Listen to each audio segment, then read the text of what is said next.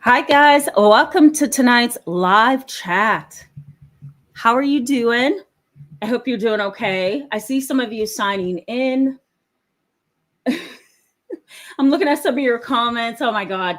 Okay, we're going to jump in. Let me fix Instagram. I'm not quite sure why it's yelling at me this time. I really have no idea.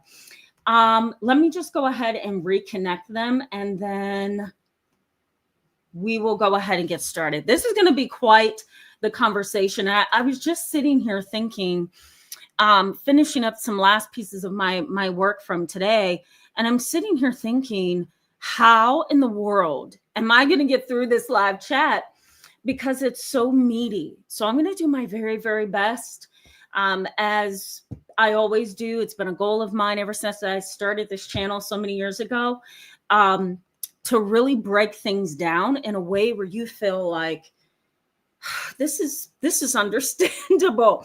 I can really understand what the world is going on here because the language is, while educational, the language is like right on point for me, and I can get this. So I'm going to try my very best to keep this streamlined, you know, entertaining. The list goes on. So let me write a message to Instagram. I'm going to say, hi, friends. Um, Come join me on my channel if you'd like a community experience or to talk to me. Okay, Instagram is looking good. Let's go ahead and jump in, guys.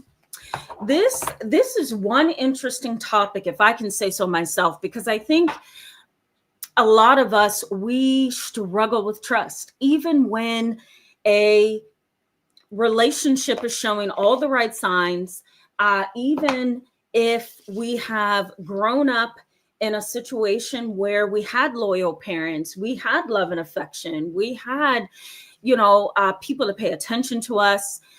Maybe you've never been, cheated on, things like that. And, some of us, we have had those relationships that are just fine. And yet, the feeling that you can either be taken by somebody that's deceitful or deceptive, right? Or somebody is going to do something to you that you don't expect they would, or they're going to do something that you don't see coming down the tracks towards you. It's like, despite those healthy relationships, you can still have that internal, I'm not sure I trust you. And I'm not sure that I even should give you time in my space to even develop that trust between us. So the topic is interesting because of that, but it's also interesting because there are many facets, levels, factors to trust. Trust is truly an unconscious determination. It really is an unconscious determination, meaning that it is intuitive, it is instinctive, right? And I think it's one of those parts or pieces of humans that research may have had or may have some challenge in really explaining away, because trust feels inherent, it feels inborn for some people. Babies are mysteriously, in my mind, trustworthy or untrustworthy. They in other words, they know when somebody is not, let me clarify that, they know when somebody is not trustworthy, they know when somebody is untrustworthy. Have you ever been introduced to a child, or you're in a store and you see a child, you look at the child, you speak to them, you smile at them, or you give them eye contact? Some kids may just stand and look and stare at you. Some may jump in and be full of conversation. That tends to happen to me a lot in public. Or these kind of kids don't acknowledge you at all. They're very intuitive kids, I think. And we can also throw pets in there too. Let's just throw that in there.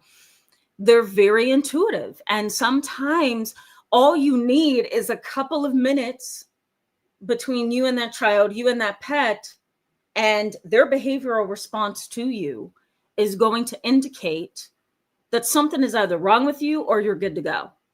I've had, as a therapist, I've seen tons and tons and tons of kids. And what I continue to be humble about and I love is when a kid meets me for the first time, they either like me, want me to be their parent, want me to be a family member to them, or we hit it off really good, like I did with my new kiddo the other day that came to see me. He's 6 years old. And that's my buddy. I said, you know what? I think we're going to be buddies through this whole relationship. And he's just, blushing from one side to the other. And I said, because we're going to have a lot of work to do, right? We're going to have to build some coping skills and build some determination and learn how to fight back those bullies without getting in trouble. And he's just smiling, and we're having this conversation. But in that process, coming back around to my point, guys, in that process between the two of us, guess what's happening and being strengthened? Trust. Why? Because it's an unconscious determination. It's subliminal, it's unconscious. And he didn't know and realize. I did, because I'm the grown-up and the one who studies the mind. But he didn't know as a 6-year-old. He couldn't figure out what's going on unconsciously for him. But what he can be sure of is that his little heart, his little mind, his little soul feels comfortable, and he's okay. Why? Because he has met this stranger who's supposed to be helping him with his terrible anxiety. And all he knows is she's nice, I like her office, and I like her humor. And boom, there we are. You know what I mean? And everything is fine. So kids are a fantastic example. Pets too. Animals are as well. Of whether or not you can be trusted, right? So that was an example of how trust is an intuitive and instinctive process. Now, when there are untrustworthy people around us, family members, we're in a relationship with somebody, we're working with somebody, we have neighbors who are untrustworthy, behaviors, according to research, typically is willful, right? There's willful deceit and an untrustworthy person. There's maliciousness, and there's also repeated untrustworthy behaviors that continue over and over and over, and it's cyclic. It is almost predictable that the untrustworthy person is going to do something that's going to hurt you, disappoint you, make you feel minimized and unimportant, right? And they're going to snatch the rug right out from under you. Why? Because they are untrustworthy. Consider that being untrustworthy, you may have a family member like this, you may be in a relationship like this, you may have a neighbor like this, a friend. Untrustworthy people really do not operate on values. They don't operate on morals. They don't operate on empathy, because you have to have empathy, at least cognitive empathy, which is just this ability to process in your mind what another person wants from you, what another person needs from you, right? So you have to have some level of emotional intelligence, some empathy, some cognitive empathy to be able to say, I understand that if I break my trust with this person, my daughter, my son, my cousin, my uncle, my grandparents, or my grandchildren, whatever that relationship is, if that person breaks that streak of trust or that experience of trust with untrustworthiness, then it's going to be really hard for them to have an important place in your life. But when you don't have empathy, it's really hard for you to say, if I do A, B, and C, I'm going to hurt them. And this is going to hurt the relationship. And this is going to cause A, B, and C. The untrustworthy, deceitful, deceptive person does not have the capacity to be trustworthy, because being trustworthy means that I am engaging in a delicate balance. I am engaging in a delicate balance, of boundaries and mutuality. It's a delicate balance of boundaries and mutuality. Does that make sense, guys? But when you don't have that, right? The relationship is going to be thrown off. When I have kids, now I see adults as well, but my expertise and my specialization is kids, teens, families. So I have more families and more kids and teens in my practice. When I meet, like my little buddy from yesterday that I met, when I meet new kids that need my help, I understand that I have to do my very best to remain as trustworthy as I can, not in a deceptive way where I'm trying to be something that I'm not. I am being what I am 100%. But in that process, now I've got to go all the way back into my, list of characteristics. And I have to say, I'm not going to cancel that appointment. I'm going to be here to be the stable-minded, mature adult that they need to help them process their emotions and their thoughts. I'm going to ensure that I carry their confidentiality and privacy with the highest level of ethics and concern. And I'm going to make sure that when we do family sessions or we have difficult things that have happened, that I am constantly balancing the relationship, that I am not going to take their side just because I like them, that I'm going to tell them like it is. We're going to work through this together. We're going to get to the end. We can cry it out. We can talk it out. We can do whatever. But the relationship is there to provide that space, that support, that room, that consistency, that firmness to ensure that you feel safe. And so that's what I try in all of my cases to bring to the table, that may have been flaky, that parent's untrustworthy, that cousin over there is no good and deceitful. But guess what? You can come to my doorstep and I'm not going to be that way with you. I'm going to be that constant, consistent, predictable individual that you need to love you, to help you, to guide you, to be a sounding board, to give you advice, whatever you need from me, as long as I am being authentic. But that doesn't happen with people who are untrustworthy, right? They don't know how to balance boundaries. They don't know how to balance mutuality in the relationship, right? Reciprocity is another word that we can use. There has to be some connection between me and you, and our communication needs to be back and forth, right? So you have to be honest with me and I have to be honest with you. And when that doesn't happen, now we're dealing with a bad situation, right? Because we're dealing with a situation where that untrustworthy person is going to hurt you. Now, some research in psychology has identified a definition of trust, and that definition is trust is really an individual's calculated exposure.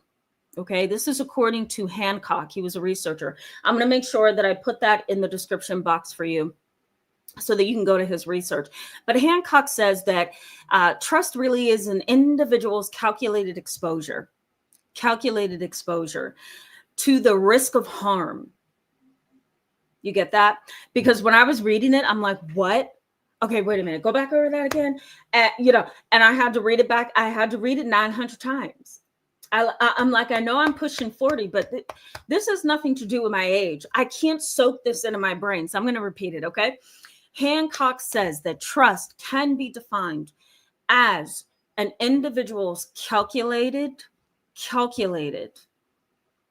exposure, meaning that I'm giving somebody else the opportunity to influence my world, to influence my mind, to influence this moment, to influence this relationship. And I am in a calculated way allowing that open door so that I can trust. But here's where it goes wrong. So trust is an individual's calculated exposure to the risk of harm from the actions of another influential other.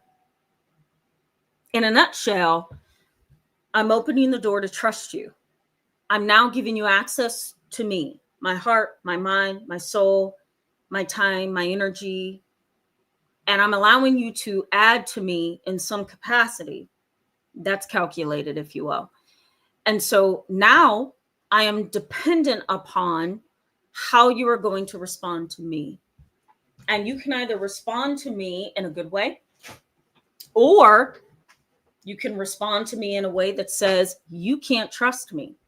And so therefore, I've now put myself on the line because I can't trust you. This is what is the foundation of childhood trauma, right? Consider this, that as a child, an infant, you come into this world, you've got a bunch of lights, sounds, sensory experiences happening. You don't know what's going on.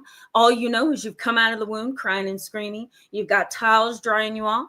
You now feel kissing on your cheek from mom and dad. They're happy. You're feeling all of these things as an infant that you've never had the experience of. So what's going on there? The bonding process, right? And so that bonding process, which is why doctors and nurses, once the baby is delivered, they automatically put the baby on mom's chest, right? Or put him near dad. You know, it's like skin to skin contact for that emotional, psychological, and very cool physiological connection can happen. And so once that bond is created, that infant is dependent on you until they can get of age. And so there's that infant in this unbelievably unpredictable world, and they're trying to survive, and all they know is mom and dad. All they know is the safety of mom and dad's arms, being sheltered from things that disrupts them or makes them cry or makes them upset. So there you are as a child, right? An infant going along in this life, right? But childhood trauma sets in when a traumatic experience has happened, and it disrupts your experience of consistency. It disrupts your experience of predictability. And so then you become what? Afraid, anxious, confused, symptomatic, right? You may have just that physiological experience of post-traumatic stress disorder, right? And if you continue to have these unpredictable, inconsistent experiences in your childhood, then it can all add up to childhood trauma. And so there's a delicacy here, right? It's like there has to be, it's a risk that we take, right? With another human being, that we trust them. There has to be confidentiality. There has to be security and integrity. And there has to be consistency and responsibility. And without consistency, it can make it really hard to trust, right? And so childhood trauma disrupts your ability to trust, and it leaves an imprint on your brain. It leaves an imprint on your brain, and it can trigger that physiological experience of PTSD, And it really does cause you to look at other people as you age throughout child development, adolescent development, young adulthood. It really causes you to pause and say, wait a minute, I have felt this hurt before. I've felt this harm before. I have felt this deception before, and I don't want to deal with it again, And so what do? You guys know very well. I know very well as well. I see it in my practice. You just kind of close up, clam up, shut down, withdraw, isolate, and you say, you know what? I'm not okay with taking that risk or taking that chance that I'm going to be hurt again, Now, let me say that you have had some kind of childhood trauma, maybe adolescent trauma, maybe young adult trauma, whatever the case may be. We have an interesting self-monitoring system as human beings. We're pretty intuitive, even when we don't think we are. I can walk into a room and feel the energy. I can sit amongst you and feel the energy. I can look at you and I've got you within minutes as to where I'm going to categorize you. It's not being judgmental. It's seeing you for who you really are, And I'm sure some of you, who are watching, you may have experienced that, right? You can take one look at a person and you can get exactly what they're about, And usually if they carry a bad energy, you can pinpoint it in seconds, depending on how intuitive you are. Because in some ways you have to foster that intuition, and if you don't, it kind of dies. But that's neither here nor there. But we have this interesting self-monitoring system. That's what I call it. It's inborn. It's inherent. It's in there. And a lot of times when it comes to untrustworthy people or people that we can't trust, we do a lot of searching of availability and unavailability. We really do search that person. Are you available to me in a way that says that I can trust you, I can depend on you? There's predictability, there's consistency, there's accountability, there's trustworthiness. Are you available to give me those things, or are you completely unavailable?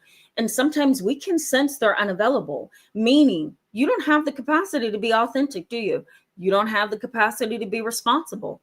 You don't have the capacity to be consistent for me and predictable. So we utilize that self-monitoring system unconsciously sometimes even,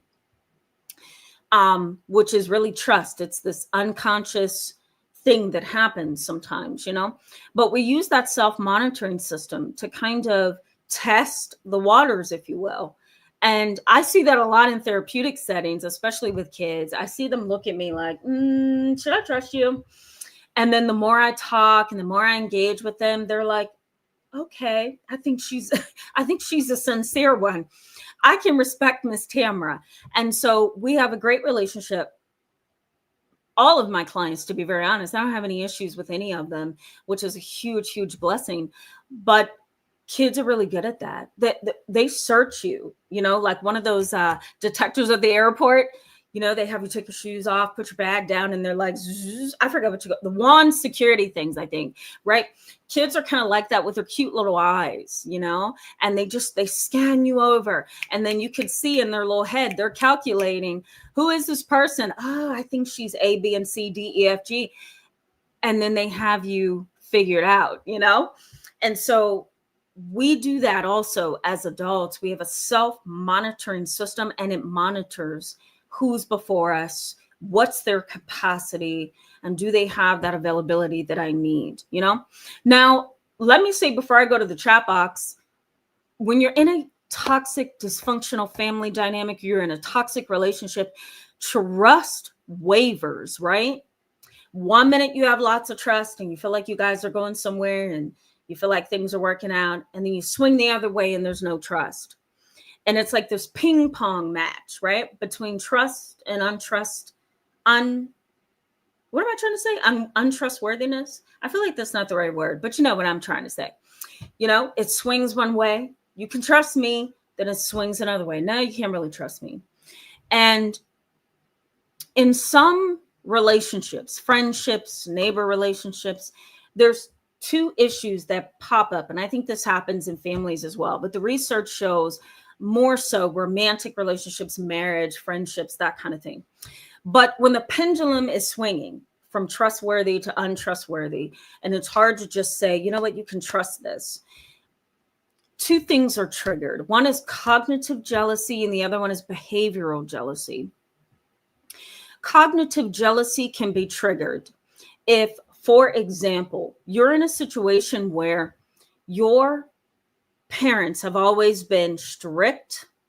They have always been restricting. You're not sure if you can really trust them because they play favorites between you and your siblings. And you have this internalized animosity towards them, And so this is who you've categorized your parents as. And you seem to be the black sheep. You don't seem to be the one that they are connected to, or they love, or they care about, or they really want to support, right? So you have those kind of parents. Let's say you tell your parents, I am getting a divorce, I'm selling my home, and I'm traveling to the UK, and I'm going to be there for the next 12 months. I know I needed to tell you sooner, but I didn't know how. Your parents may say, how dare you not tell us? You're not even moving to a different state. You're moving out of the country. Where did you get this thought from? Why are you doing this to us, right? And so then mom and dad start getting upset. They start to get accusatory. They start to minimize this experience that you're looking forward to. They kind of snatch the rug out from under you. And now you don't know what to do with how you're feeling, right? Mom and dad goes to your sibling and says, can you believe she's going to move out of the country and do A, B, and C, right? And so cognitive jealousy is peaked when you realize that your other sibling has been contacted about you. And they're being told everything about your personal life and why you're making the decision that you're making, or why you're interested in doing what you're doing, right? You may find that you develop over time this suspiciousness of, do my parents love her more than me? Do my parents love my brother more than me? You become suspicious, right? You may start to look for confirmation. We call it confirmation bias, but confirmation that you are the black sheep of the family. You begin to worry. You worry. My parents are being more supportive of my other sibling and not me. I don't understand this, right? So you get worried. There may even be some elements of negative appraisals, right? You look at the situation and all you see is negativity. You feel unloved and unwanted and minimized and condescended and whatever, right? Any one of those negative emotions. And so cognitive jealousy may be towards your sibling, right? Because you're seeing them being favored. Behavioral jealousy is also a thing. And it's actions taken to protect something, right? I'm going to protect my identity. I'm going to protect my reputation. I'm going to protect my relationship from the outside world.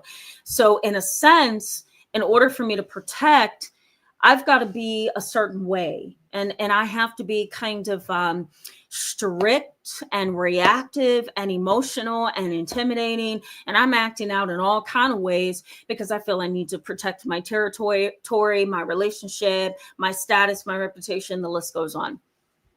And all of this can be in response to how your parents took your personal information, which is untrustworthy. It's deceitful. Maybe you didn't want your sibling to know, but your parents took your information to your other sibling. They seem to be relying on your other sibling. They seem to be engaging your other sibling in a way that is favoritism, and you don't like it, right? And so what happens to you? Well, you shut down, you withdraw, you isolate, and sometimes even go no contact, because that's really the only answer you have at that point, or the only alternative, that you have at that point. Does that make sense, guys? So this is a really interesting discussion because there's many elements of this. How you respond to the person that you're supposed to be trusting, and how the person is responding to you or what they're doing to you. And so it's kind of like a back and forth thing, right? I can't trust dad because he's a psychopath. He's cold. He's immature. He's antagonistic. I can't trust him, right? And then your dad may feel that he can't trust you either, to be very honest. So sometimes it goes back and forth, and it really does shake up relationships. I'm going to go down. I'm going to go to the chat box because I see you guys. Thank you so much, AM. I just saw you. I'm going to put that up there. Good to see you, AM. Welcome to tonight's live chat. So good to see you.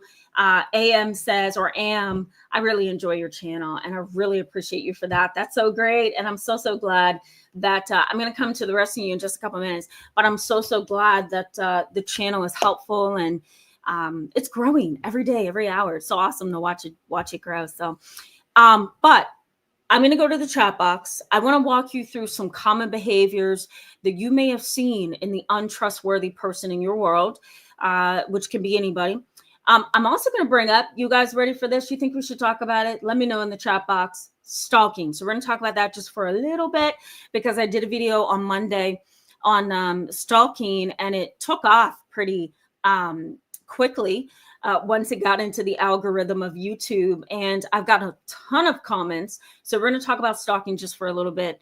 And then I'm going to give you some insight, which we're going to wrap up with this, on what you need to kind of get to a place of trust. Because once your trust has been manipulated, it's been broken, it's been stamped on, stomped on, however you want to say it, it's really difficult. It is very difficult to bounce back and say, you know what, I can trust you again, or I could trust you, or, my heart can now trust, even though I've been betrayed 900 million times. It's really hard to do that. So I'm going to give you some information and insight on how to walk through that experience, and how to, over time, take those baby steps that's needed to build that trust. So, okay. Let's go to the chat box. Okay. Yikes. I'm so far behind, guys.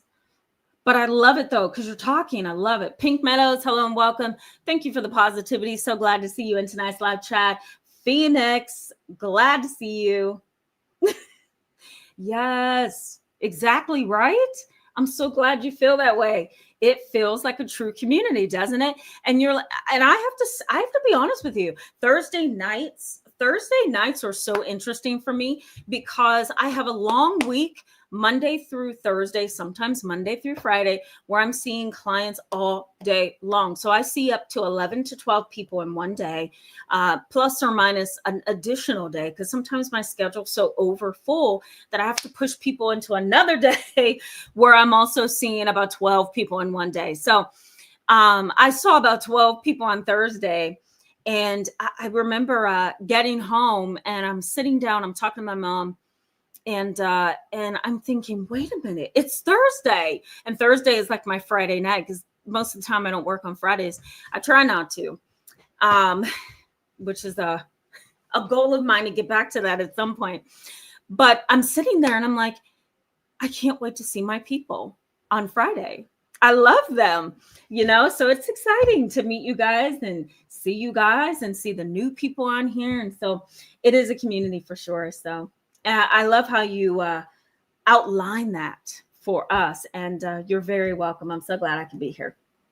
Gary Bennett. Hello, my friend. Good to see you. Welcome to tonight's live chat. It's always good to see you. Okay. Sorry, guys. Literally a kiddo is texting me right now. Speaking of kids, why won't this move for me? Hold on, guys. Bear with me. Okay, we're going to go down. I swear, YouTube, I don't understand them. There we go. I do something wrong every single Friday and Saturday. Bree 420, good to see you. Welcome. Glad to have you tonight. Sigma Praxis Synergy. My brother used to say sup. And I remember saying to him, Ryan, there's no such word as sup. He's like, yes, there is. I said, well, find it in the dictionary. I don't even think it's in the dictionary. So you remind me of him, but good to see you. Glad to have you tonight. Actually, Jovial, good to see you. Welcome back. Phil Bradley, hello and welcome. Good to see you in tonight's live chat.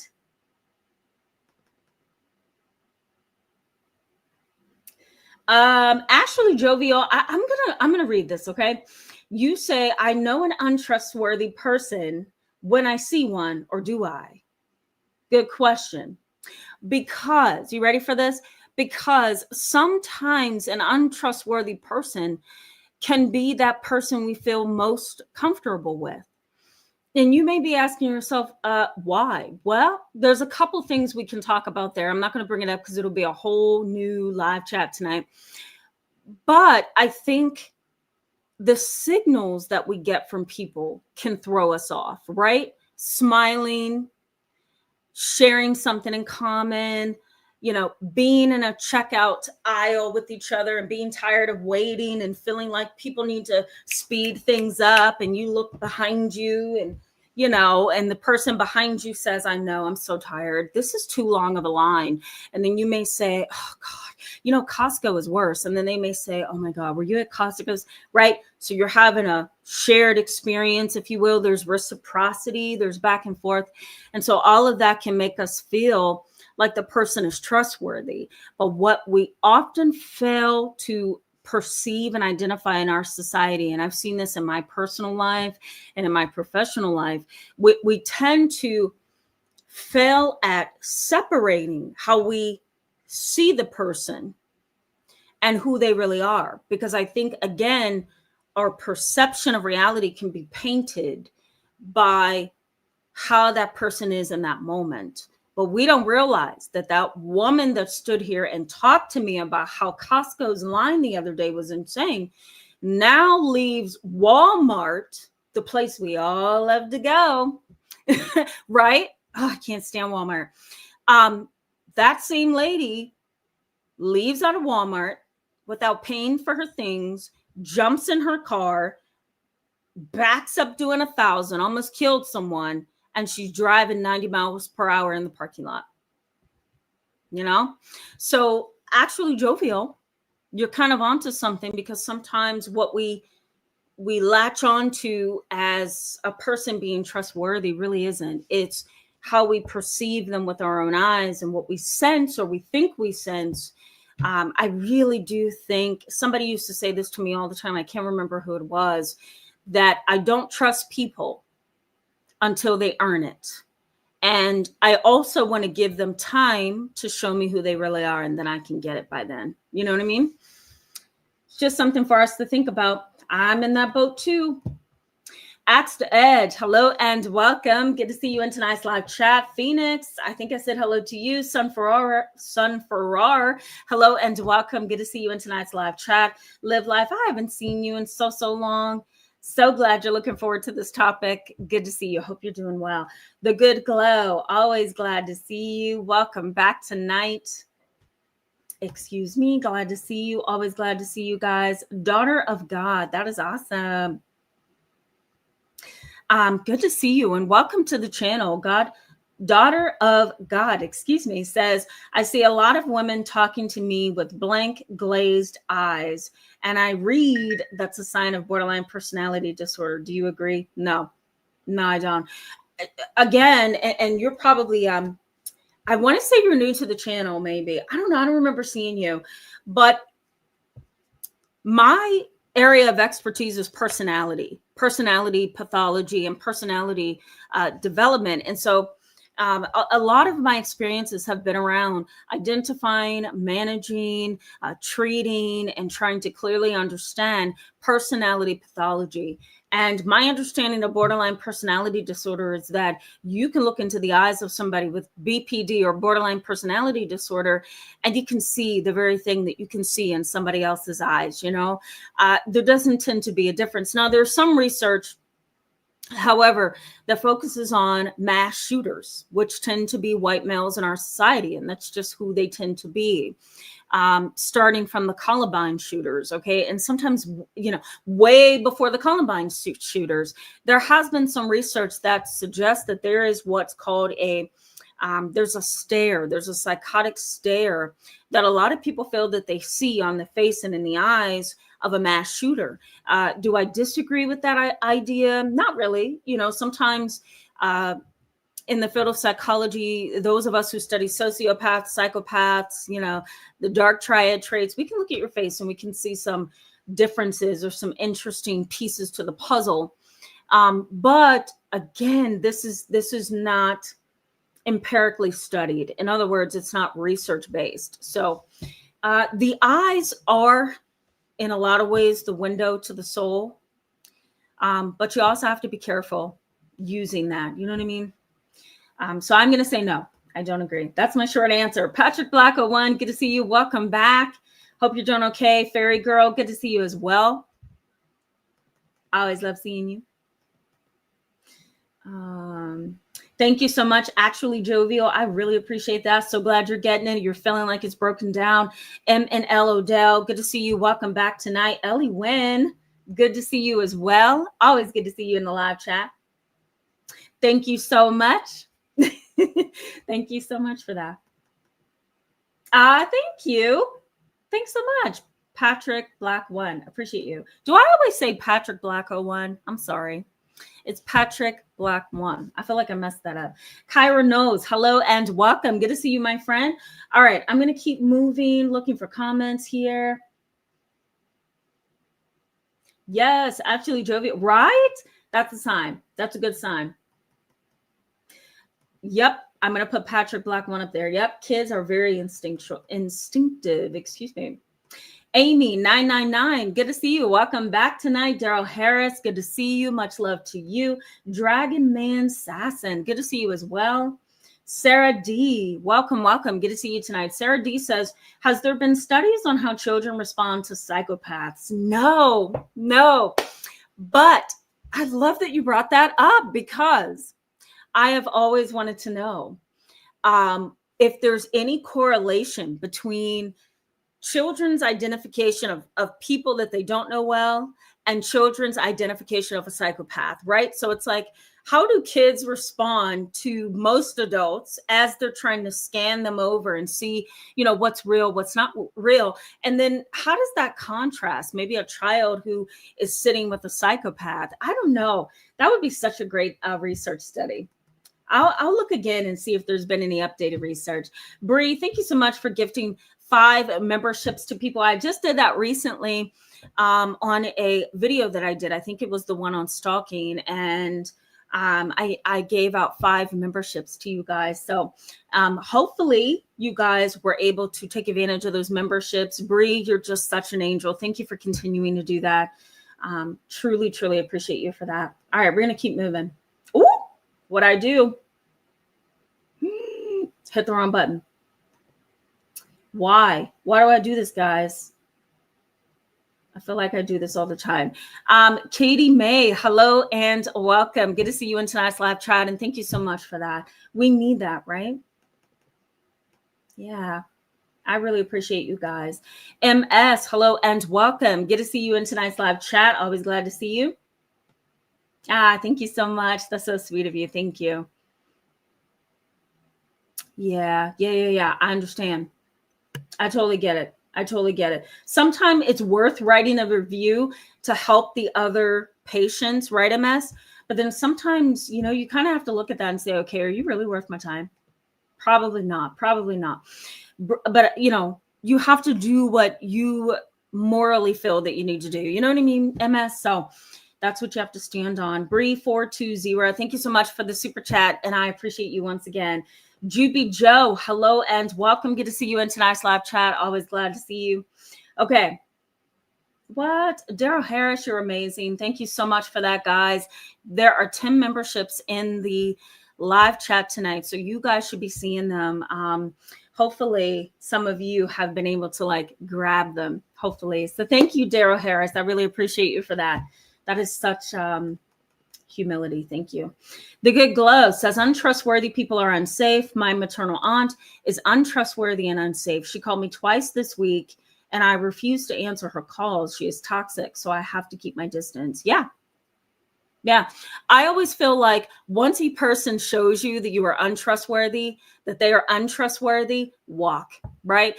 Because what you're doing is you're showing me that you're not holding your end of the deal up, which is respect, right? We talked about this earlier. Respect, confidentiality, responsibility, authenticity.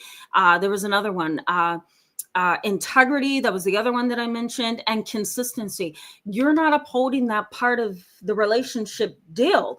So now I've got to put some space between me and you, because I realize that I am now putting myself on the line to be hurt by you, and untrustworthiness tends to be willful. It tends to be malicious. It tends to be sometimes unconscious. The person doesn't realize that they're in this cycle of doing something over and over again. Have you ever been stood up by a person, a family member, your coworker, somebody you're in a relationship with, and you clearly had this date, this time, at this location, and they don't show up? And what makes it worse is they don't show up, but now they don't even call you to say, I'm sorry I stood you up. I'm sorry you were waiting on me. I'm sorry you had me in your schedule and I didn't show up. And so there's 2 hits, right? You didn't show up. That's 1. Then you didn't even acknowledge that you didn't show up. So that's 2.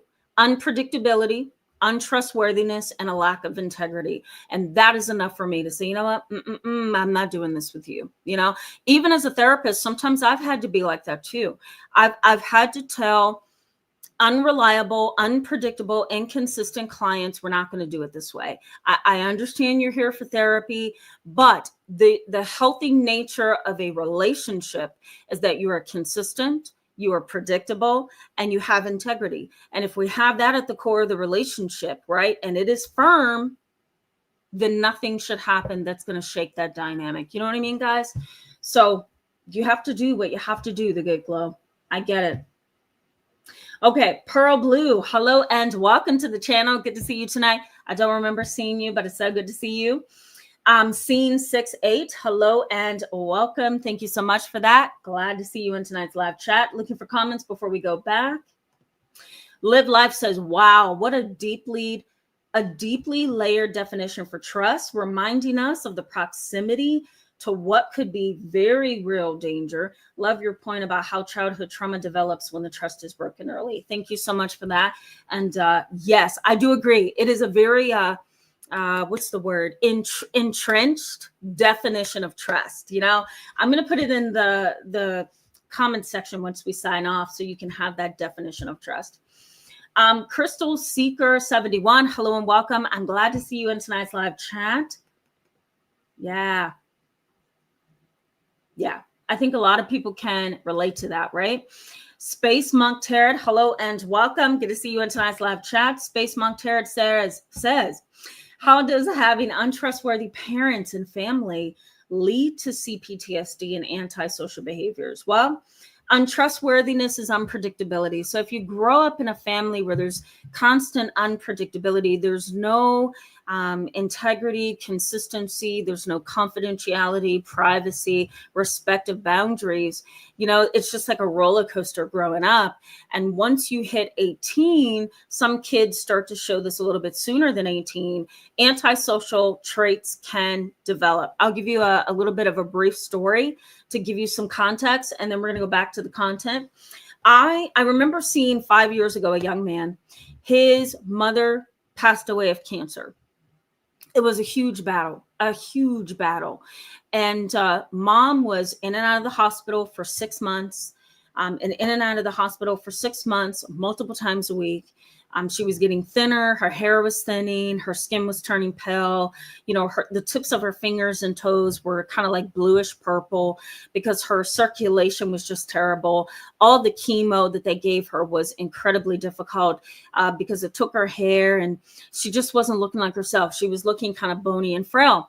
And I remember him coming to a session with me and saying, Ms. Turner, I'm just so scared.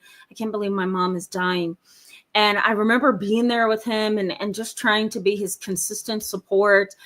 Sometime I would even send a courtesy text when he wouldn't show up for his appointments, and I would say, I had you scheduled for today at 5 o'clock. I truly hope you're doing all right. And reach out to me as soon as you can. Let me know if you're okay or if you want to schedule the next appointment.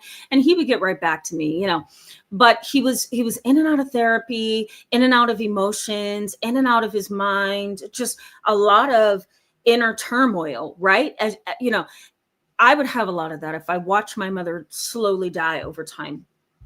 So I remember, though, during that process, and this is to your point, Space Monk Tarot, during that process, his mom passed. He had to heal, which took another 12 months.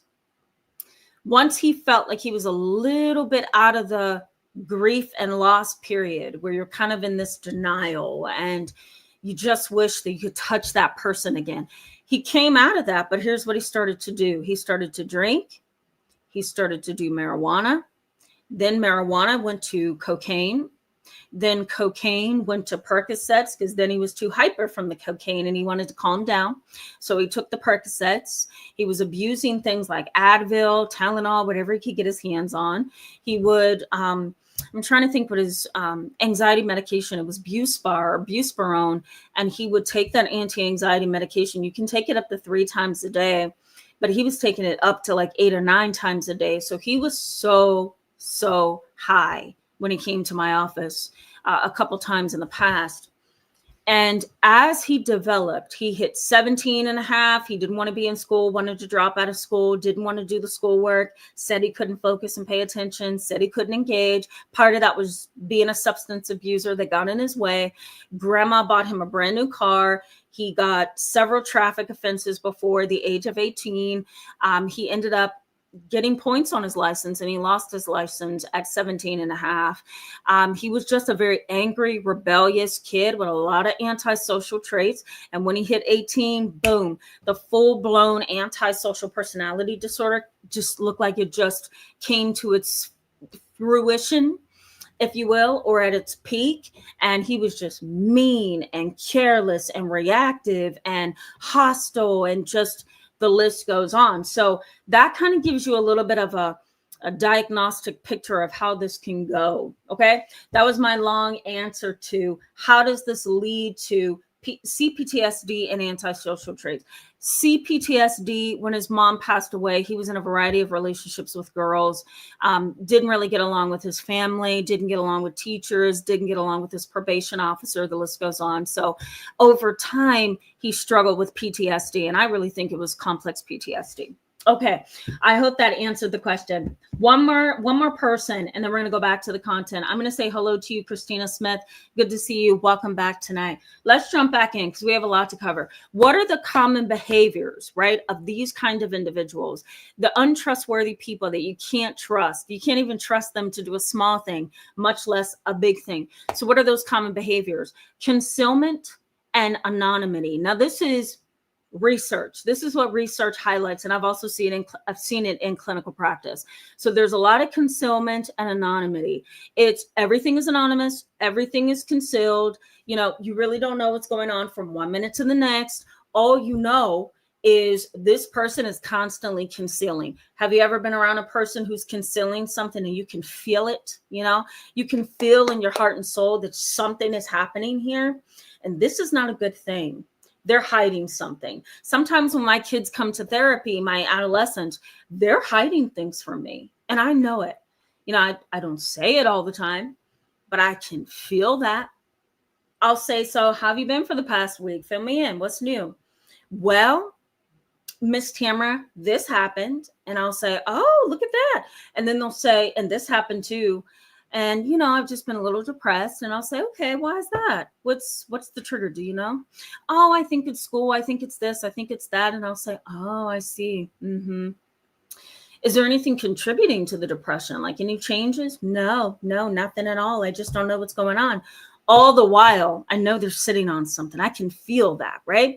They're concealing something, and they're saying, nope, I'm not ready to share it with you because I don't want you to know. I don't want you to judge me. Whatever the issue is, you can feel when somebody is sitting on concealment, right? They're sitting on something. Cheating and infidelity. That's another common behavior of an untrustworthy person. I've been in professional situations where an untrustworthy person became a therapist. And I remember looking at them in a classroom, in a training, in a certification course, and thinking, you're going to be a detriment to the field because they lie. They're not honest and genuine. And they really don't care for the heart and mind of other people. They're just in the field, you know? And that's, to me, that's all fields in the world. But, you know, sometimes more mental health than anywhere else. So you can you can feel when a person is not being honest. You can feel if there's been an affair. You can kind of feel, especially if you're in a relationship with them, when there's some infidelity, when somebody has gone back on something that they've said, you know, or they have manipulated a promise to you in some way. There's also frequent gossiping. Research in psychology suggests that if a person is a frequent gossiper, like my late grandmother was, love her, miss her so much, but she was a gossiper. And I remember getting off from work when I was working under someone. I had a supervisor. The job was so hard for me at the time, and it was so hot out, and I was outside with kids all day in a summer program for kids with autism, and it was so hot. And I just remember coming home, wanting to go home, but stopping at my grandmother's house, I should say. And as soon as I sat down at the dining room table, she said, let me cook us some food, sweetie. And I would say, okay. So Gaga, what have you been up to? I used to call my grandma Gaga. And she would say, well, I've just been sitting here doing my Avon. She says, ooh, T, let me tell you something. Oh, I got to tell you this. And the dinner would be put on hold because she would sit down and start gossiping. And what I learned about her, I love her. I do. But what I learned is a gossiper often spreads information, and they're going to spread it about you too sometimes. My grandmother got better at that the older she got. My great-grandmother on my grandfather's side, she says if they will carry a bone, they'll take a bone, or if they take a bone, they'll carry a bone. That's like an old-fashioned saying for, tell me if you guys have heard of that. It's, if you're going to bring something to me out of gossip, you're probably going to take what you talk to me about to somebody else. Like it's going to continue to be this cycle, right? So research in psychology suggests that frequent gossiping is often at the seat of untrustworthy people. I don't like gossiping in small neighborhoods. I don't like gossiping in a work site. I don't like gossiping amongst friends or family. Just don't do it. But untrustworthy people do it. And, they come up with their own appraisal of a situation that's often wrong. They come up with their own opinions or their judgments, which are often wrong. So that's what research is showing. The other thing is what we call cognitive load. A lot of people who are untrustworthy, you can't trust them. They're deceptive, pathological liars. The list goes on. They experience cognitive load. Cognitive load is a good way of saying that you've lied so much, you've twisted information so much, or it's so hard to hold the truth and hold a lie in the same space. It's hard for you to carry that weight, right? Because you kind of have to have the ability to lie, the ability to deceive. You have to have all of that in order so you can actually engage in that untrustworthy behavior. And that's cognitive load. When you can't carry it all, it's too much. And a lot of people who are untrustworthy and they engage in pathological lying, compulsive lying, they're manipulative, the list goes on. Most of those individuals experience cognitive load. They can't carry their lie, the truth, their lie, their gossip. It's too much to carry, right? So eventually they end up tripping themselves up or getting caught because it's too much of a heavy load to try to lie and gossip and manipulate, right? There's also a ton of fractured relationships with these individuals. Fractured relationships. They don't know how to be in a relationship in a humble, reciprocal, respectful way where there's integrity and space and confidentiality. They don't know how to engage in that. They know how to gossip. They know how to lie. They know how to manipulate. They know how to deceive. They don't know how to be honest. So they have a lot of fractured relationships. There's often a ton of infliction, I should say, of psychological damage. There's infliction of psychological damage, especially in a relationship where trust should be built, right? Trust is often broken when there's domestic violence. Trust is broken when there's abuse and neglect. It's broken when there's trauma, childhood trauma, adolescent trauma. Trust is broken when there's a series of traumas. Big trauma, little trauma. Maybe we can talk about that at some point on the channel. But it causes fractured relationships. And it's infliction of psychological damage. These individuals who are untrustworthy, they operate in an abstract kind of reality. Nothing really connects and makes sense. They don't tie ends together. They're just kind of floating along in the world, hoping that you believe everything that they say, or hoping that, you believe everything that they do. There's also a pattern of broken promises with these kind of individuals. It's not that you stood me up once, stood me up twice, stood me up 3 times, stood me up 4 times. Yes, that's going to hurt. But what's going to hurt me the most is that you verbalized what you were going to do and you messed up 4 different times, right? You guys know people like that, parents like that, relationships like that. You verbalized to me what you were going to do and you didn't do it. And that's a problem. Excuse me. And one last thing in this category. Is inconsistent values. Inconsistent values. Untrustworthy, deceptive people have inconsistent values. Excuse me. Inconsistent values. I believe this woman. I believe that now. I know I said I believe that, but now I believe this. I know I said I believed in fidelity, but now that I find him cute over there, I think I want to see what that's about. So now I'm wrapped up in a relationship where there's infidelity. So there's definitely an inconsistency in values. Inconsistency. That, to me, is a concrete measure of trustworthiness when your values are inconsistent. You don't know what you want. You don't know what you need. You don't know what you're supposed to be doing in this relationship.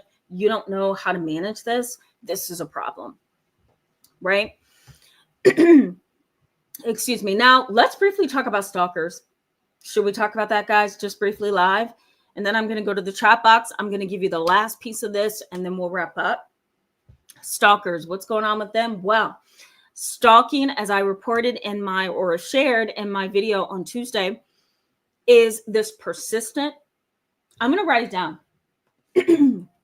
Stalking, persistent, consistent. I'm going to say pursuit. Pursuit of another person in which the person feels fear and believes the fear is imposed upon them without their say-so. Does that make sense? So stalking is truly persistent, it's consistent, and it's a pursuit of how am I wanted to add another word to that and threw myself completely off. It is a consistent, persistent pursuit of the relationship, the connection between the two, but it's done in a way that provokes fear, anxiety, and it's imposed upon you.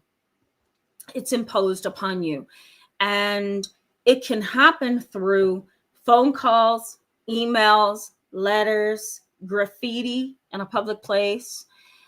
It can also happen with unsolicited orders and gifts that are sent to you. Magazine subscriptions. One time when I was working under a supervisor in the public sector, if you will, as a therapist, I remember my client, and I had to go to my supervisor about this because this was just absolutely confusing. I couldn't understand it. But my client came to me and she says, Tamara, my ex-husband is stalking me. And I said, okay, in what way? When I hear the word stalking, I often have to pause and say, okay, wait a minute. Before we call it stalking, let's go through some things here together, because everybody thinks they're stalked in today's society. And that is not what this is. Since 1990, when Paul Millen, came up with what we call typologies, or, he came up with types of stalkers. We'll go over that briefly in a minute.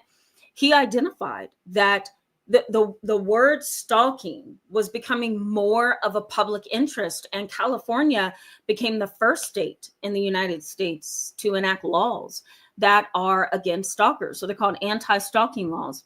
So since 1990, everybody says they're stalked, it feels like. So you really want to get this concrete definition of what stalking is. But anyhow, she came to me, she says, Tamara, I think I'm being stalked by my ex-husband. I said, well, tell me what's going on.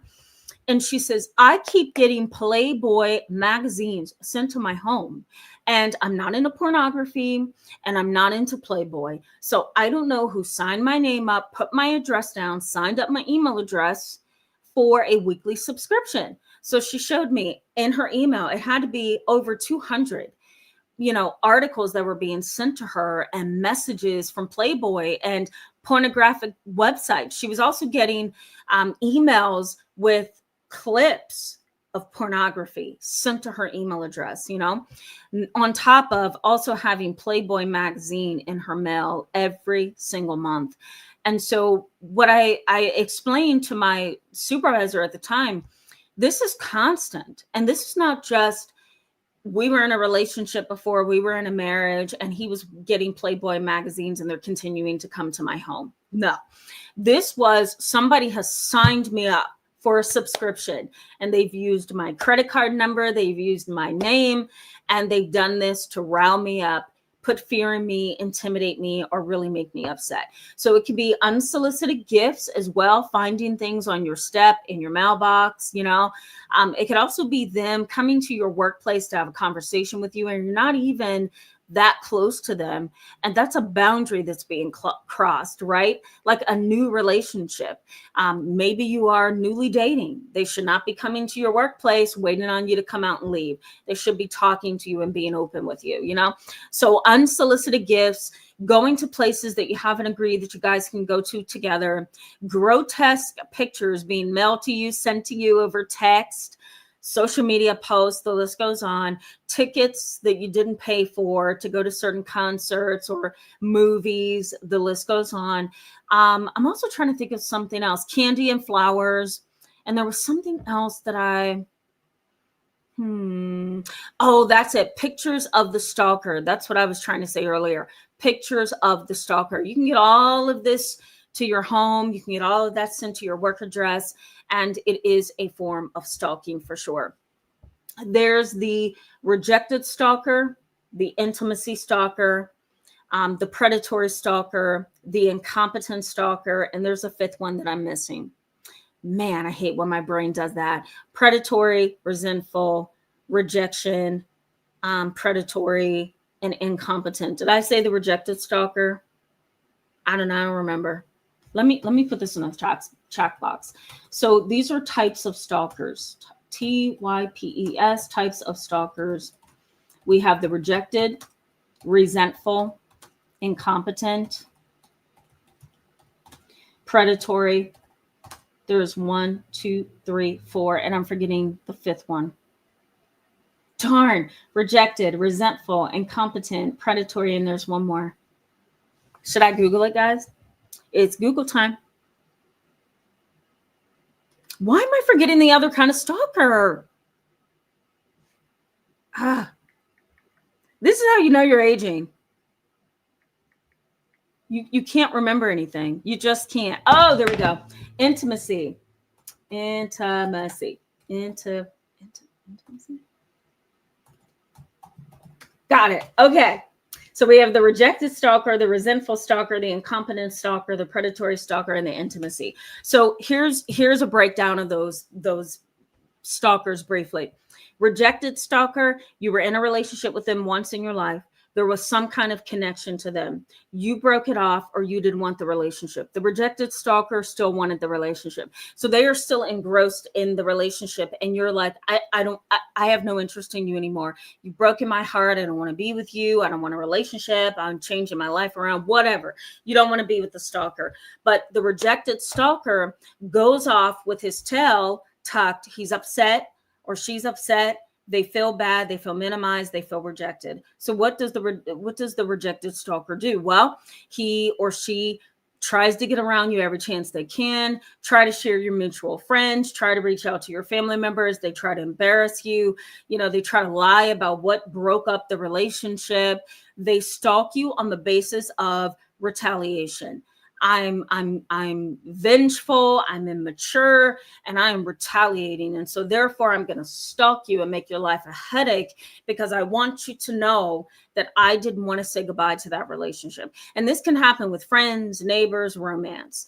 It's a person who doesn't know how to pick up what has been left behind and keep moving on. It's not going to work. They don't want to be in a relationship with you, move on. But that doesn't happen for the rejected stalker. Resentful stalker is kind of the same way. They want some kind of relationship with you and maybe they can't get close to you, or maybe you're, in a place where they feel they're beneath you and you're above, but they're kind of resentful. They're angry because they want something with you, but they can't have it. Right. And so a resentful stalker might be that person down the street who's antisocial and doesn't know how to pique your interest and engage you in conversation. And so they're resentful because of that. And so they can make your life really difficult as a result. The predatory stalker wants nothing to do with you. The only thing they want is power and control. They feel that, you owe them something. And you're going to give them attention. You're going to give them money. They're going to dangle things in front of your eyes and face and snatch it away from you when you reach for it. They are predatory. They are like the lion in the jungle who attacks the zebra. The zebra is just out there trying to find something to eat. And the lion is crouched down watching the zebra, possibly with some binoculars on, trying to see when they can pounce, right? To be silly about this analogy. But that is a predatory stalker, a lion, and you're the zebra, and they're just looking to take you down no matter what, right?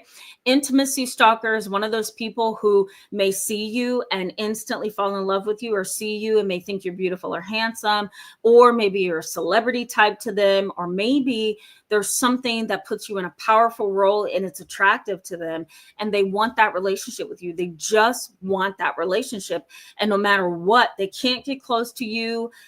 Or you don't want anything to do with them, or they feel like you're out of their league, whatever the issue is. They want that intimacy, that closeness, but they can't have it from you. And so they get resentful and angry and retaliatory and They really do kind of cross the barrier of what's appropriate and what's inappropriate. The incompetent stalker, as the last one here, they tend to be very immature. So this might be somebody who is on the autism spectrum and doesn't do well when it comes to social cues.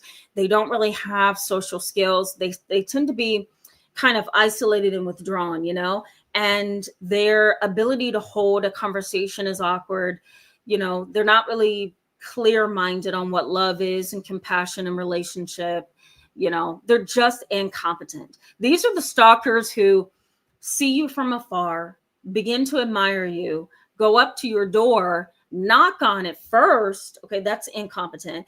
They knock on it first, don't get an answer. They try a window, they step into the window without thinking that maybe this person has a camera system inside their home and outside their home. That's an incompetent stalker. You can track them a mile away, and they may get arrested for stalking, but they're going to continue to do it, right? So there you go. There's your stalkers. And these kind of individuals are untrustworthy. Why? Because they're inflicting harm. They are being very immature about their relationships. They don't have the capacity for empathy. So they don't care how this is affecting you, right? And all of their behaviors are, what's the word I'm looking for? Amateurish. All of their behaviors are amateurish. And it may be hard for you to prove that you're being stalked, right? Let me also throw in there cyber stalking. That's a new thing now. And it's getting on your social media and just looking at different things and using your photos and really trying to engage your social media accounts, sometimes stealing your social media account. So this category of stalkers, with cyber stalkers also thrown into the mix, it's all untrustworthy. The people who engage in these behaviors are all untrustworthy. They're deceptive, they're evil, and they are there to manipulate you and deceive you, right? Okay, I'm going to give you what's needed. Then we're going to go to the chat box. I think it's better if we do that, okay? That way we can just wrap up and say goodnight. So, okay, so let's look at this. What's needed for you to feel some healthy ability to trust? Research in psychology suggests that you have to have what they call attachment security. Attachment security, which is whether or not you can trust the person that you're in relationship to, your mom, your dad, your sibling, your boss, your husband, your wife, whatever. Attachment security is number one. That if I'm, in a relationship with you, and we have this mutual connection and we've agreed to it, and we are, I can't think of the word I was trying to reach for. We are committed to each other. I need to know that you're not going to back out of this and leave me hanging with all kinds of things: hurt, pain, insecurity, bills, a house you can't afford or an apartment, all kind of stuff, right? So you have to have attachment security. Research in psychology on trust and deception highlights that there has to be attachment security. Remember, we talked about the infant, we talked about the child, the baby, when they first come into the world. They have to know that there's an attachment security, that you are dependable. If you are going to attach to me emotionally, there has to be some predictability. So you have to have attachment security. You also have to have an attachment base, an attachment and secure base. I'll call it that. If you look at some child development videos on YouTube, there's something known as joint attention. And that's when a baby looks at mom and mom looks at the baby, and they're sharing an interaction. And the baby says, by looking at mom, look at this duck waddle around in a circle. This is cool, right? And mom may look at that and say, ooh, look at that. What do you think of that? And the baby's just sitting there trying to understand this duck. And mom is holding this experience with her child. Joint attention is what's needed. Joint communication, mutuality, togetherness, security is all needed to have a secure base. Without that secure base, there is nothing. you know? So there has to be some kind of secure base at the foundation of the relationship. There has to be confirmed loyalty. I have to see that you are going to be loyal multiple times in this interaction, in this relationship, in this experience. If I don't see that loyal consistency over a long period of time, then there's a problem. There's a problem here. You're not consistent. And that can lead to a lot of problems down the road. Just being the recipient of someone who is untrustworthy, deceptive, and what's the word? Not very loyal. Disloyal. Can I say that? In addition to this, this is what I've seen in research as well. You need warmth, you need security, you need trust, and you need communication. You need warmth, security, trust, and communication. That is really at the foundation of healthy relationships. All of it, not one and not the other, all of it. You also need to kind of prioritize your own self goals, right? That's how you can kind of heal also. I'm prioritizing myself here. And it's a healthy boundary. Remember I said earlier, there has to be a healthy balance here. And that balance is needed in order to feel that you can trust somebody else, right? There has to be repeated reliability, and repeated predictability. I'm going to put that in the chat box. So there has to be repeated predictability and repeated reliability. If I didn't come to this channel, I'm going to take this off, guys. I'm roasting. If I didn't come to my channel every Friday, every Saturday, how would you feel? If I just schedule something and never show up, or if I schedule something and say, you know what, I don't feel like doing this today.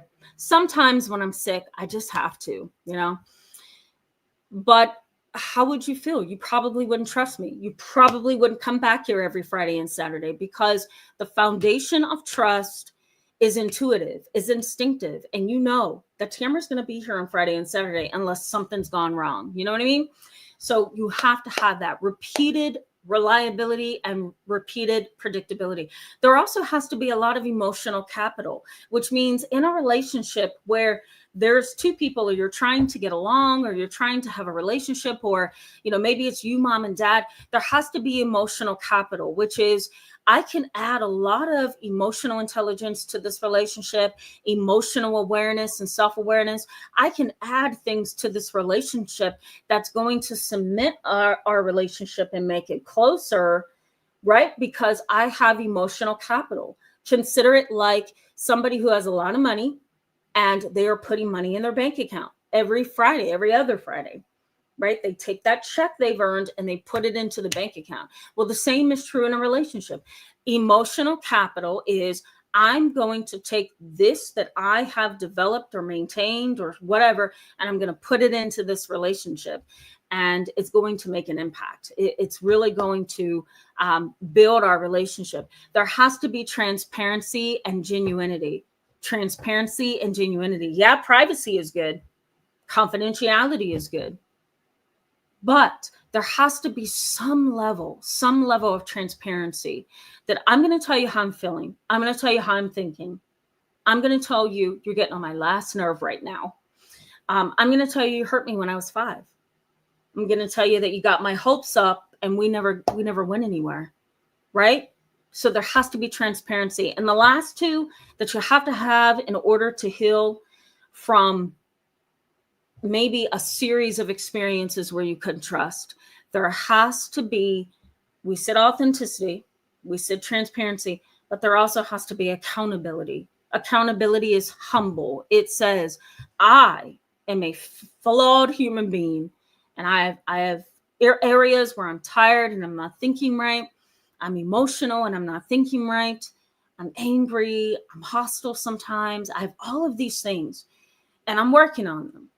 And I'm willing to say that I know that's the problem. So accountability makes you 100% trustworthy, because what the other person knows is that when you are at fault, you're going to say, I am at fault. The other day I had to apologize to one of my kids. She's 11 years old. She says, Miss Tamra, I don't mean this to be rude. And I'm like, oh God, let me brace myself. Kids are so honest. And she's like, Miss Tamra, you said you were going to get me a swirly lollipop if I had a whole month of keeping my room clean and listening to my parents. She's like, I did it all. And I had to say to her, you know what? I'm sorry. Miss Tamra has been in and out of the office, vacation, family, sickness and illness. I said, I'm so sorry. I messed that up. Will you forgive me for that? Getting your hopes up. You're the one who came to the table and did what you're supposed to do. And now you can see that you can do this, and you don't need me to encourage you and reinforce you. But I promise I will get you that swirly lollipop. So I got her a swirly lollipop. It's in here somewhere. But being accountable says, you know what? I'm not greater than you. I'm not greater than God. I made a mistake. That is trustworthiness, right, guys? Come join me tomorrow. We're going to talk about, you ready for this? It's my favorite topic. The psychology of intuitive relationships, the psychology of intuition, existential intuition. You're going to like it, I think. So come and join me tomorrow. This is a lot, right, guys? It's so tiring. And I feel like there's a lot of moving pieces in this subject. We could continue this for a whole week. So this is really scratching the surface. I'm going to go to the chat box, engage you a little bit, and then we're going to wrap up. Fairy Girl, oh my God. Okay, I'm going to put your comment up here so people can see it. Jeez Louise. I mean, I love your authenticity, Fairy Girl. She says I was lucky to have two lame, mean parents. Oh my God. I'm just going to put that up there for people to see. Man, Fairy Girl, don't be so modest next time. My Lord. Ooh, that's a hard one. Kelkidden. Can I say that? Kelkidden. Woldensbet. Woo, that looks German. Hello and welcome. Glad to see you in tonight's live chat, and welcome to the channel. I don't remember seeing you. It's good to see you. Crystal Seeker 71 says, oh yes, and I have been called stuck up because I don't hang out with the people I felt were shifty and shady. Yeah, absolutely. You don't have to. And that doesn't mean you're stuck up. It means actually that you have really good emotional intelligence, that you're not falling for that, right? And you're not going to be involved in a situation where there's not a lot of stability, you know, and people are shady. Christina Smith, I agree. She says, we have to listen to that inner voice. I very much agree. Yes, I agree with that. Uh-oh. Sorry, guys. Seth versus Aris. Is that correct? Hello and welcome. Good to see you in tonight's live chat. Glad to see you. Tussie in Yang 101. I hope I said that correctly. Hello and welcome back. Good to see you. She says, and it's worse when you actually need their help with major life events. Absolutely. You're trying to depend on somebody who's untrustworthy and you really need their help. I would minimize those kind of people in my life in a minute. You know what I mean? Okay. Bear with me as I get through some of this because I'm way behind. Live Life says, I found that I had no clue when I couldn't trust someone, even after sensing their energy was off in some way, because I grew up with parents who broke my trust and I would override my discernment. Absolutely. Yep. And sometimes I think we don't pause to process, what is this person saying without saying it? What is this person's spirit, right? Energy, their attitude and disposition. What is it saying to me? And a lot of times you could be having a conversation verbally, but under the surface, you're sensing hostility. You're sensing anger. You're sensing distrust or mistrust or however you want to put it. And that is what you need to listen to. It takes a lot of skill. And we're going to talk about this tomorrow. Okay, guys?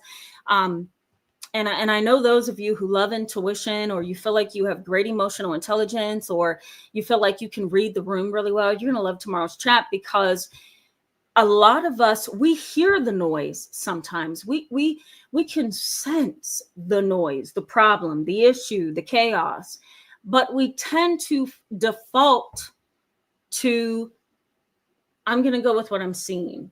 I'm going to go with what I'm hearing. I'm not going to go with what my intuition is screaming to me, because I can't really trust that. you know? And a lot of us who have had trauma, we've been in relationships where you've been betrayed.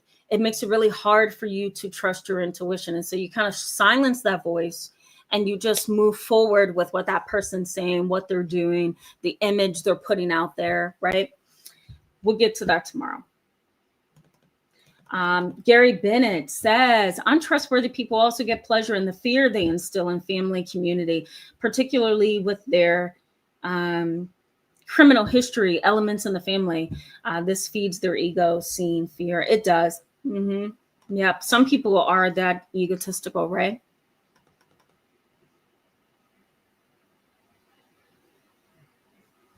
Here we go. I'm choosing. Sorry, guys, for the pause. Sun and Sunflowers, good to see you, my friend. Welcome back tonight. Scene 68 says, I used to feel some sort of way being the black sheep of my family. Now I welcome it. Yeah. Yeah. Because that means you're not like them, right? Yeah. My mom was for those of you who are new, my mom was the black sheep of the family. She rebounded when she had me and my siblings, my brothers. And she was such the black sheep in the family that my uncle, I always felt like my uncle and some of my extended family members on my dad's side always kind of looked at my mom like, you're not going to go anywhere, are you? Because my mom was kind of like slightly rebellious, you know. One time she told me, and she showed me the picture, she chopped off all her long hair. My mom had long hair that was down to her hips. And her hair is straight and silky and luxurious. And my grandfather was just my daughter and her lovely long Pocahontas hair. And my mom was like, oh, Pocahontas, huh? And she went and chopped off all her hair. Okay. She chopped it all the way off to her shoulders, maybe a little higher. And then guess what? You ready for this? She told me and showed me the picture of going into the bathroom, turning the shower on. This was back in the day. So 1957, 55, somewhere around in there. And she went into the bathroom, turned on the steam, steamed up the entire bathroom with the shower and chopped all her hair, used a pick, okay, and blew it out to this really big afro. And my grandfather was livid. There's a picture that my mom took where he's just like looking at her like, how dare you? You know what I mean? So my mom was that kind of black sheep. You know what I mean? She would literally clip people's buttons, step on their toes, you know? And for, you know, to a certain extent, I'm glad, because then that made me, you know, kind of like this person who challenges things sometimes when I need to. I am the peacemaker, but sometimes you have to challenge things, you know. 68. I called you by a half name. Scene 68. Leslie A, hello and welcome to tonight's live chat. Glad to see you. Leslie A says, yes, sometimes the more they verbally reveal to you as adults, it can go either way. Sometimes it can go bad really quickly, especially if drugs are involved. There you go. There you go. Ellie Wynn says, drug addicts are the best liars ever made. Yep. Because they have to support their habit, right? Naya or Naya, I don't know how to say that. I'm going to say Naya until you correct me. Hello and welcome to the channel. Glad to have you tonight. Juby Joe says, I was evidently taught that my future is my own and good luck. Yeah. Sounds like a lot of, what's the word? Lack of accountability, maybe, on their part. Am I reading that right? That they kind of like just pushed you out there. Is that what I'm getting? I hope that's what I'm getting, Juby Joe. Regina Myers, hello and welcome. Good to see you in tonight's live chat. Okay, bear with me. I see the new people. So happy to see you in tonight's live chat. Crystal Seeker 71 says, you are saying something I never even thought of, Tamara. Oh my gosh. Good to know. Good to know. That's awesome. Anne of Hearts, good to see you. Welcome to tonight's live chat. Let me kind of scroll down a little bit here. Mark Lee, hello and welcome. I'm glad to see you. Glad you tuned in. Sorry that you did not get a notification. I have no idea why YouTube's still doing that. And I think it's with the creators who have a high following. I've noticed because I have relationships with creators who are doing educational seminars on how to manage YouTube. So we have professional relationships. And so I asked one of my guys that I talk to all the time about how to maneuver YouTube. And as a creator, because YouTube's like constantly switching things up, and I'm constantly like, oh my God, my head is spinning. So he says to me, it seems like with the channels who are over 50,000 subscribers, the notifications sometimes get lost in the shuffle. And I hate that, because a lot of you would most likely like to be a part of this, but you don't get those notifications. So I'm going to encourage you, make sure that you're subscribed. Go ahead and hit that bell button. Sometimes you have to hit the bell button, take off that notification, put on the notification once again. Sometimes that clicks it back in, and just, jump in every Friday and Saturday, and look for my messages that I'm coming out at certain times of the week. You know what I mean? I'll do my best. Okay. Phoenix says, please elaborate on stalking. Go check out my video, Phoenix. I did a whole new video on Tuesday on stalking, and I kind of broke it down. It's a comprehensive review. So go check that out. If you want me to talk about stalking again, we can talk about stalking, and we could do a whole 35-minute video on intimacy stalkers, rejected stalkers, resentful stalkers, because there's a lot to each characteristic. So just let me know if you want me to do like individual videos on different kinds of stalkers. I would be happy to do that. Yeah, you're welcome, Dara Harris. Absolutely. Yep. Ellie Wynn said the same thing. Stalking is an important topic. Yep. That's so sweet, Tessie. In Yang 101. Well, guess what? We are friends on YouTube. So, we click. I always love your comments. So good to have you on tonight's live chat. All right. Bear with me as I go. Give it a think. Did I say hello to you tonight? Give it a think. Good to see you in tonight's live chat. Always glad to see you. Warren 104. Hello and welcome. Glad to see you in tonight's live chat. Thank you so much for that. And so glad to have you on the channel. Glad you tuned in live tonight. I'm going to read this because I think it's so sweet of you. I'm new to this channel. I hope you're feeling welcomed into the community. They go on to say, I really enjoy listening to you. Thank you so much for taking the time and energy to help us. You're welcome. And I'm so glad that I can do that and connect with you guys. You bless me, I bless you. That's kind of how I look at that. Good to see you. Hope you're liking it so far. All right, guys. Ann Pulser, hello and welcome. Good to see you. I haven't seen a lot of you. Good to see you. Okay, let me make sure I didn't miss anyone. Fairy girl, I haven't forgotten you. I hope you never feel like I'm not getting to you. Okay, hold on.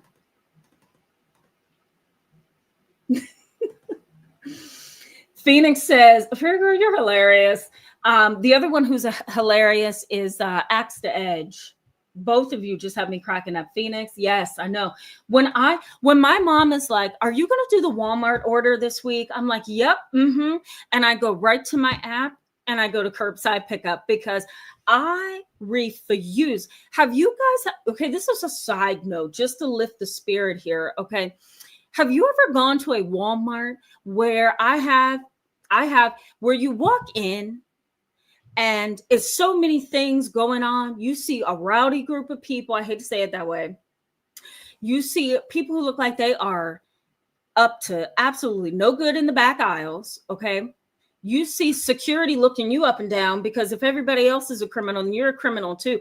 I have literally gone into Walmart and I've stepped 2 feet into the door and I've stepped 1,000 back out and I've gotten to my car and I've gone to Costco because literally I don't want to deal with Walmart. So, every week I dread Walmart. I think we should have a live chat on the traumatic impact that Walmart has had on people.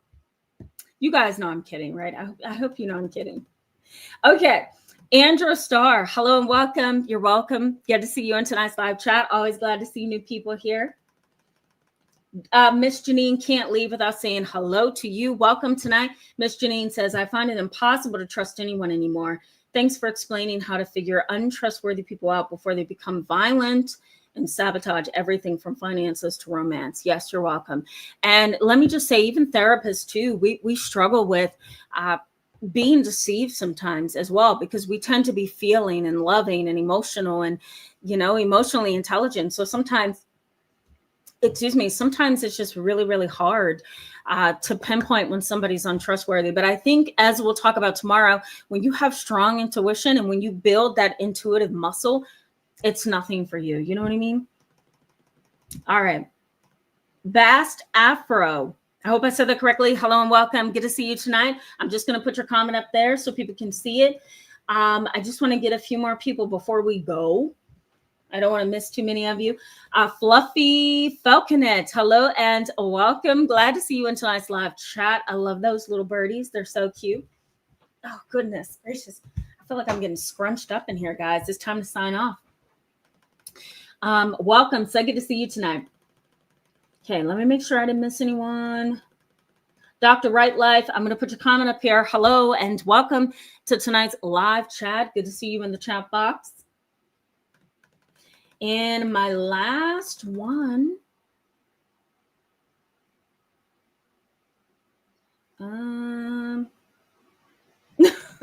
Thank you, actually, Jovial. I swear I'm a homebody. I'm not extroverted. I'm really not. Can you believe that? I'm not extroverted. I don't like to talk. I really don't. But when there's a purpose and a meaning, I'll talk. So that's why you see me like this on YouTube. Antoinette Brown Knight, hello and welcome. Glad to see you in tonight's live chat. And thank you so much for that. And many of God's blessings to you as well. Thank you for that. I appreciate you. I appreciate you. Okay. Yeah, I saw that, Antoinette Brown Knight. You see, this is my first time commenting. So glad you did. MNL Odell. I hope you feel welcomed, Antoinette, by the way. MNL Odell, thank you so much for that. I appreciate you. That's so sweet. Thank you for that one. Katie May, Majesta, hello and welcome. Good to see you in tonight's live chat. Welcome to the channel. And we're going to end on you, Lil Johan. Good to see you and welcome back, guys.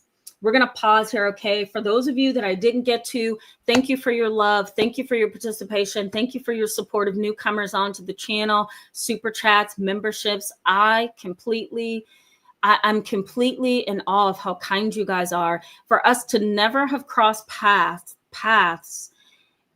physically, we tend to be such a healthy community, and that is a blessing. So glad to have you guys. I hope I see you tomorrow, and tomorrow's a very interesting live chat. Have a wonderful Friday. Good night, guys.